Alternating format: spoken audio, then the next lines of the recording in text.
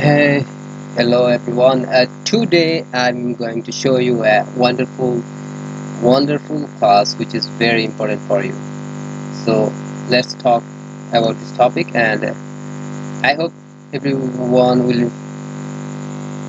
will be benefited. And that's particular reason I'm here to talk with you a wonderful class which is HTML based. I hope everyone will be uh, solve your upcoming problems. So thank you so much for everyone, and now let's get started. So at the beginning, where is my classes, documents, and ICT lectures.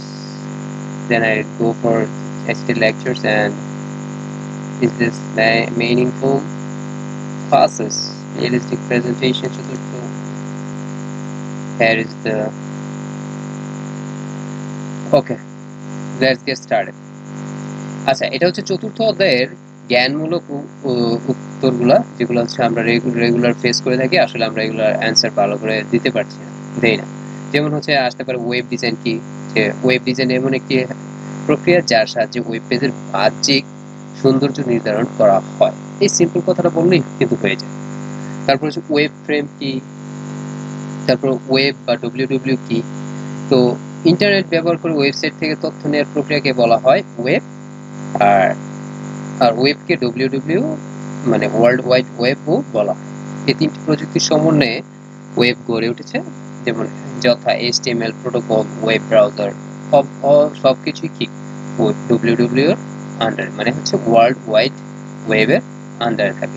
তারপর internet হলো বিশ্বজুড়ে অসংখ্য নেটওয়ার্কের সমন্বয়ে গঠিত একটি বিরাট network ব্যবস্থা। আমাকে অনেকেই কোশ্চেন করে যে স্যার, এক ইন্টারনেট কি আর একটা নেটওয়ার্ক কি?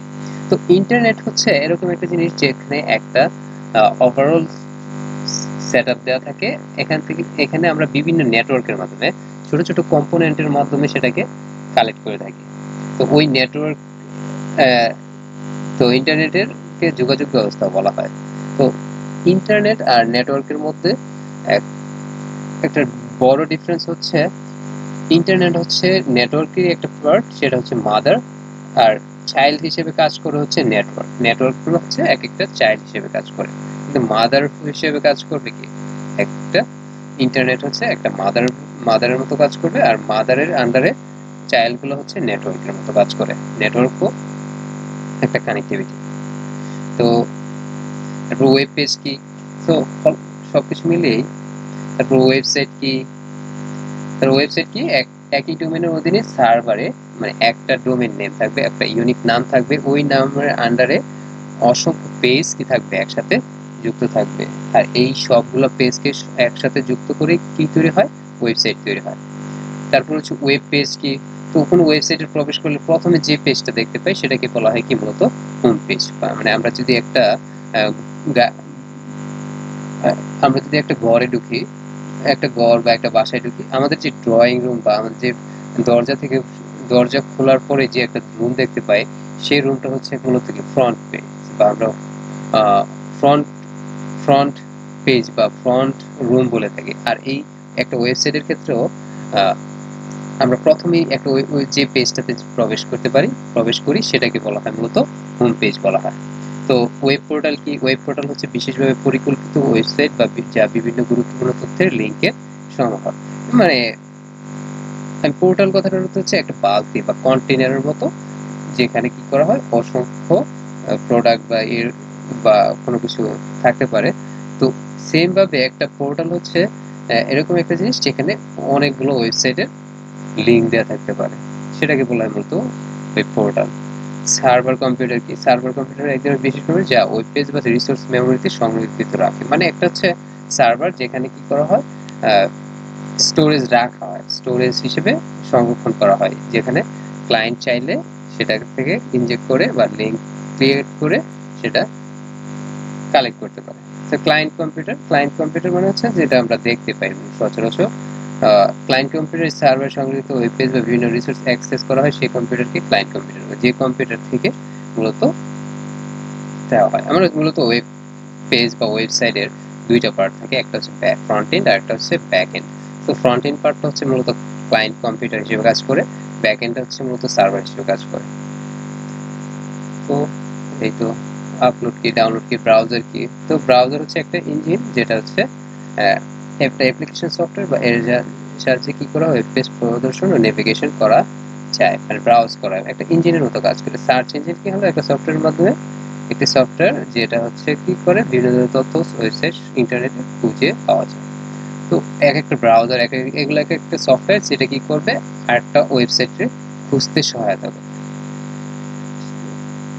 তারপর স্ট্যাটিক ওয়েবসাইট কি, ডাইনামিক ওয়েবসাইট কি, যে ওয়েবসাইট কি, ই-কমার্স ওয়েবসাইট কি, ব্লগ ওয়েবসাইট কি, নিউজ পোর্টাল কি, তো ওয়েব অ্যাড্রেস কি। তো ওয়েব অ্যাড্রেসের কথাটা হচ্ছে ইউনিফর্ম রিসোর্স লোকেটর। প্রতিটি ওয়েবসাইটের একটি নির্দিষ্ট ও অদ্বিতীয় নাম রয়েছে। ইন্টারনেটে ওয়েবসাইটটি খুঁজে পাওয়া যায় তাকে ওয়েব অ্যাড্রেস বলা হয়। মূলত হচ্ছে একটা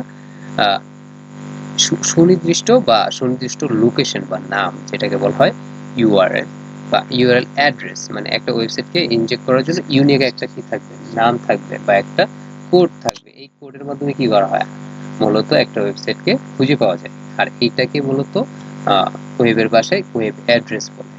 তারপর হচ্ছে IP address. IP address internet protocol address. IP কথাটার অর্থ হচ্ছে ইন্টারনেট প্রোটোকল অ্যাড্রেস।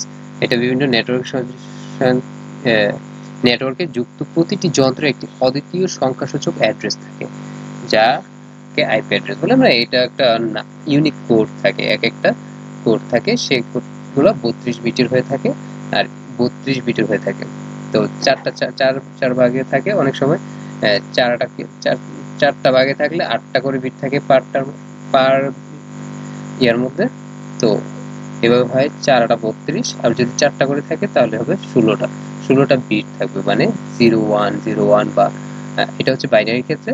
আর অথবা যদি হয় হেক্সাডেসিমেলের ক্ষেত্রে হেক্সাডেসিমেল থাকতে পারে, তারপরে হচ্ছে অক্টালেও থাকতে পারে। মূলত 3 ধরনের আইপি অ্যাড্রেস হয়ে থাকে, সেটা হচ্ছে অক্টাল, একটা হচ্ছে বাইনারি, আর একটা হচ্ছে হেক্সাডেসিমেল। তারপর ডোমেন নেম। ডোমেন কথার অর্থ হচ্ছে একটা নাম বা একটা ইউনিক স্বতন্ত্র নাম থাকবে, এই নামটা যেটা ইউনিক হবে। তারপর protocol, FTP server, file transfer protocol. এটা একটা স্ট্যান্ডার্ড কমিউনিকেশন প্রোটোকল যা কম্পিউটার নেটওয়ার্কের নেটওয়ার্কের সার্ভার থেকে ক্লায়েন্ট কম্পিউটারে ফাইল স্থানান্তর করা হয়ে থাকে।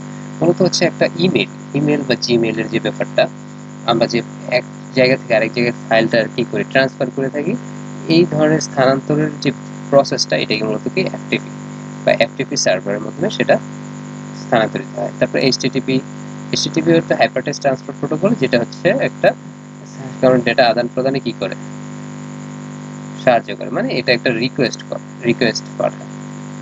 তারপর DNS server. DNS server IP অ্যাড্রেসের রূপান্তর করে ডিএনএস এর পুনরুক্ত ডোমেইন নেম সিস্টেম সার্ভার। তারপর ওয়েবসাইটের কাঠামো কি, এইচটিএমএল ট্যাগ কি, এগুলা আমরা অলরেডি জানি। কন্টেইনার ট্যাগ কি, কন্টেইনার ট্যাগ হচ্ছে যেটা হচ্ছে কি একটি ট্যাগের মধ্যে ওপেনিং ট্যাগ এবং কি ক্লোজিং ট্যাগ থাকবে। একটা কি থাকবে, ওপেনিং এবং কি ক্লোজিং থাকবে। এছাড়া যেটা হচ্ছে শুধুমাত্র একটা দাগ ডিফাইন করবে, এটার কোনো শুধুমাত্র ওপেনিং ট্যাগ থাকবে।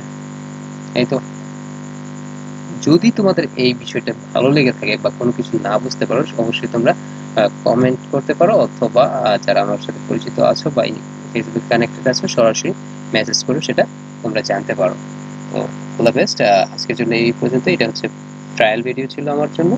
তো ভিডিওটা যদি ভালো হয়ে থাকে সেক্ষেত্রে তোমরা আমাকে ইন্সপায়ার করবো, এপ্রিসিয়েট করবো। Thank you so much.